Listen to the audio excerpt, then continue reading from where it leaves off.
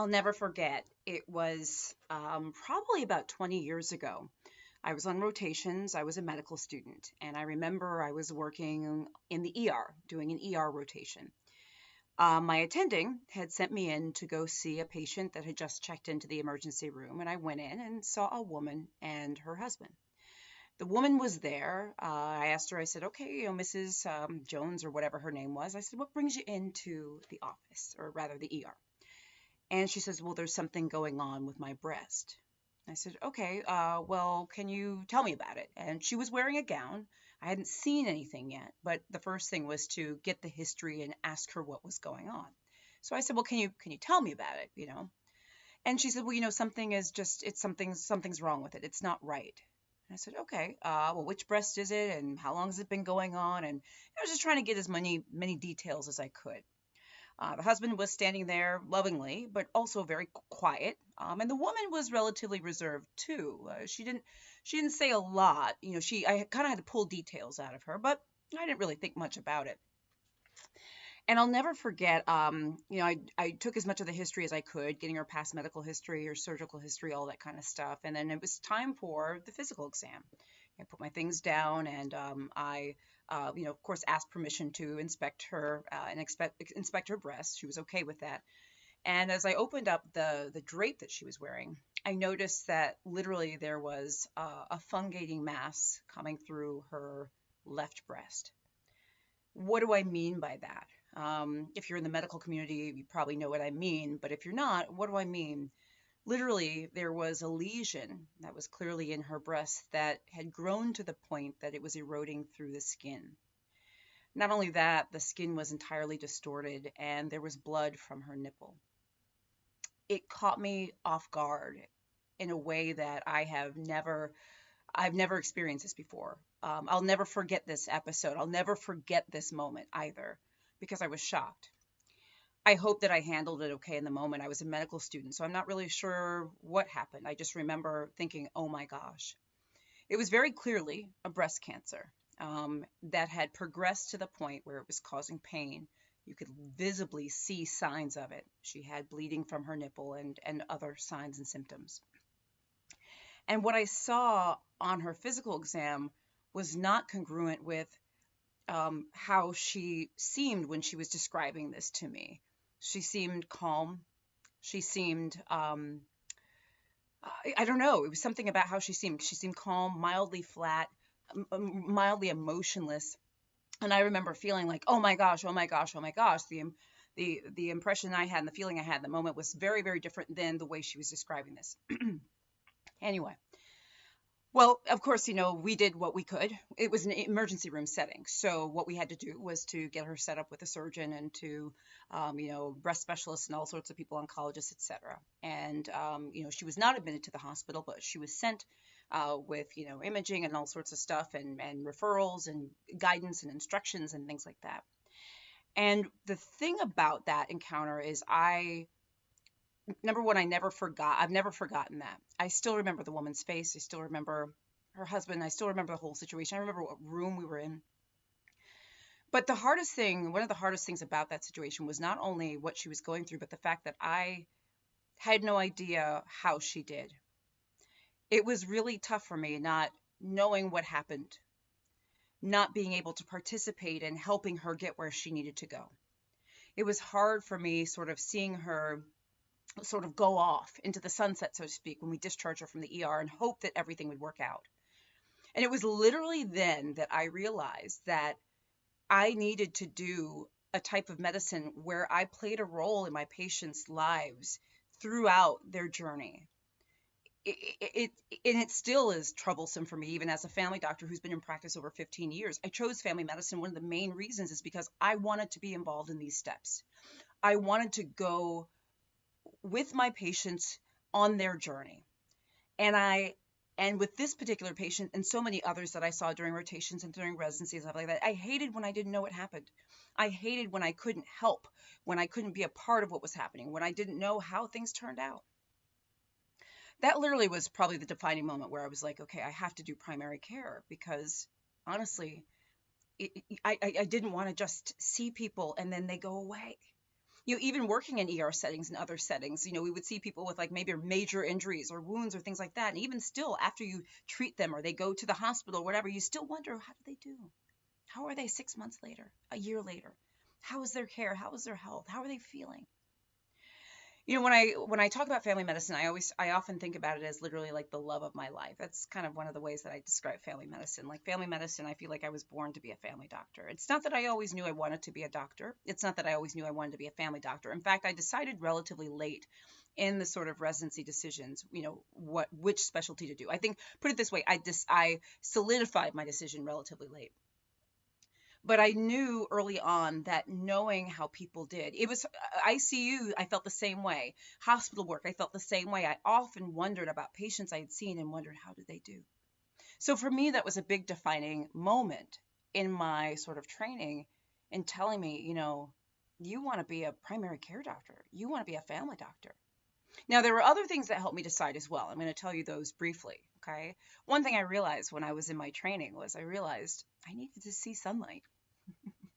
I needed to see daylight. And I remember when I was doing hospital rotations, while I loved them, it was tough for me not being able to get outside. It was tough for me. Sometimes the only windows I could see out of was when I went into a patient's room or when I went to get lunch, or you know what I mean?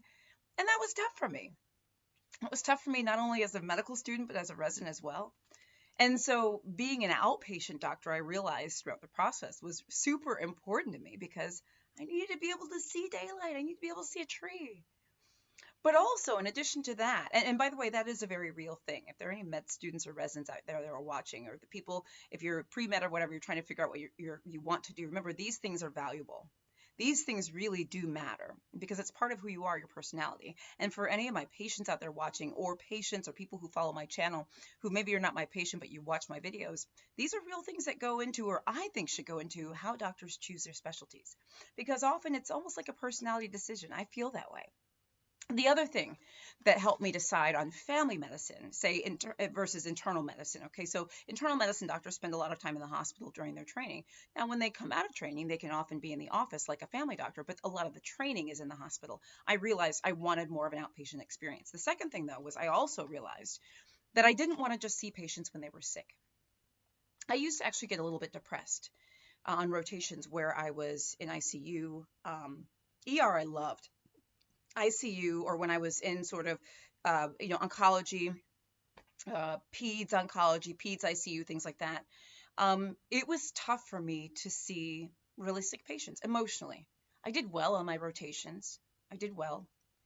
But I remember at different points during my training literally being depressed. I remember when I was working in the ICU as a resident and I would go to sleep. I was on call every 3 nights and I'd go to sleep and I would hear the sounds of the ventilators in my dreams.